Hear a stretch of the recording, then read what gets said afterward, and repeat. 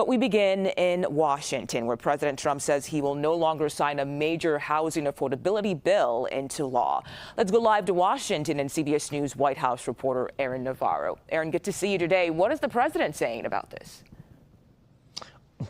Mugo, the president canceled the signing ceremony for what's known as the Road to Housing Act. This was a bipartisan bill that passed with over 80 yeses in the Senate. It was backed by Elizabeth Warren, as well as Republican Senator Tim Scott of South Carolina, an ally to President Trump. And it's all because the president is instead pushing for Republicans in Congress to pass what's known as the Save America Act. That will require proof of citizenship and photo ID in order to vote. It has been a big priority for the president in recent weeks as he has delayed the nomination of a permanent director of national intelligence, as well as the reauthorization of allowing warrantless surveillance of foreign actors known as FISA from being passed by this Congress. It also comes, this announcement that the signing ceremony was canceled comes before his meeting, his closed-door meeting with Republican senators during their GOP luncheon. So this is a notable point.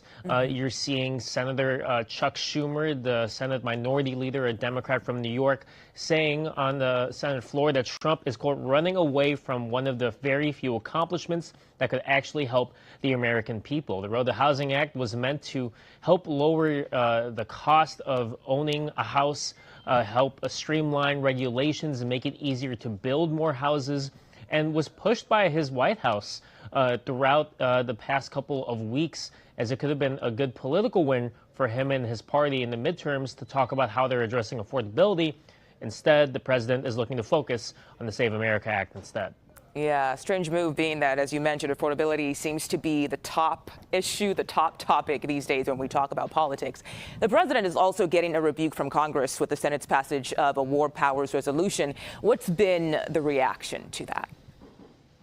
You've seen the president say that it is making his job in terms of negotiations with Iran more difficult, but you're also seeing the White House argue that the War Powers Resolution Act of 1973 is unconstitutional and is more symbolic than anything. But it is a notable checkpoint in the discontent that some Republicans have with this ongoing war for varying reasons. But you are seeing some senators who have been long opposed to foreign conflicts, such as Kentucky Senator Rand Paul, as well as some senators who are more moderate and are up for re-election this year, such as Susan Collins of Maine, vote in support of that War Powers Resolution Act. Again, the president will have a chance to talk to these Republican senators face to face at this GOP luncheon in just a couple hours or so, where it's expected that he will continue his push for the Save America Act, as well as his push to get Republicans to end the filibuster so that they can pass the Save America Act with just a simple majority of the votes instead of the 60-vote threshold.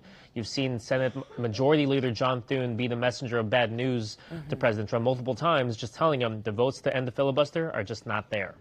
Okay. Aaron Navarro in Washington, thank you so much.